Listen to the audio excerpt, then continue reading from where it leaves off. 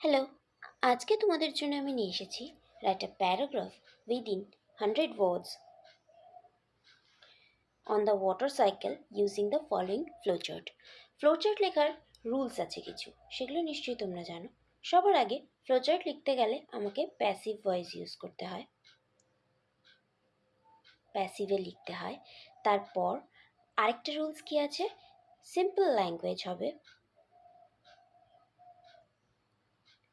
ঠিক আছে, তো শুরু করা যাক। এই দুটো কিন্তু মেইন কি পয়েন্ট হচ্ছে তোমাদের ফ্লোচার্ট লেখার। তো প্রথমে আমরা হিন্টসগুলোকে একটু অ্যানালাইসিস করে নেব। Water evaporates from water bodies, rises as vapour, gets heavier, condenses, forms clouds, falls to earth as rain. অর্থাৎ জল বাষ্পীভূত হচ্ছে জলের উৎসগুলো থেকে। জলের উৎস বলতে আমরা কে বুঝি? নদী, সমুদ্র ইত্যাদি। রাইজেস অ্যাজ ভেপার, বাষ্পের আকারে উঠে যায়। গেটস হেভিয়ার, ভারী হয়ে যায়। কন্ডেন্সেস, ফর্ম ক্লাউডস, মেঘ তৈরি করে। Falls to earth as rain, পৃথিবীর ওপর এসে পড়ে বৃষ্টি রূপে। এবার আমি আসবো রাইটিংয়ে। The water cycle. The water cycle is a natural and persistent process which involves a circular movement of water between the Earth's surface and the atmosphere through some stages. Water cycle কথার অর্থ জলচক্র। জলচক্র একটা প্রাকৃতিক এবং একটা persistent কথার অর্থ কিন্তু কন্টিনিউয়াসও বলা যায়, অর্থাৎ চলছে এমন প্রসেস যেটা কিনা বৃত্তাকার পদ্ধতিতে জলের পরিবর্তনকে বোঝায়। কোথায় কোথায়? অ্যাটমসফিয়ার আর আর্থ সারফেসের মধ্যে যেটা ঘটে বিভিন্ন রকম স্টেজের দ্বারা।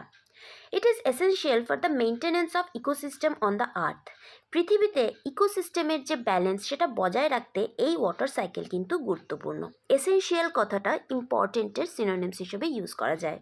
The heat of the sun leads an important role through this processing. এই প্রসেসিং চলাকালীন এই সূর্যের তাপ একটা গুরুত্বপূর্ণ ভূমিকা পালন করে। At first water is evaporated from water bodies. প্রথমে জল বাষ্পীভূত হয় জলের উৎসগুলি থেকে।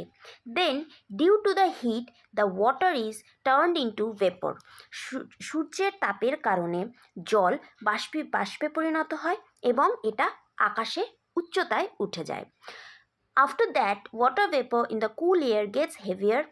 ঠান্ডা বাতাসে এই জলের বাষ্প ভারী হয়ে যায় and is condensed into water droplets. ঘনীভূত হয়ে জলের ফোঁটা তৈরি করে। Thus clouds are formed. এইভাবে মেঘ তৈরি হয়। At last the droplets fall down on earth in the form of rain. সবশেষে এই জলের ফোঁটাগুলি পৃথিবীর ওপর পড়ে বৃষ্টি রূপে।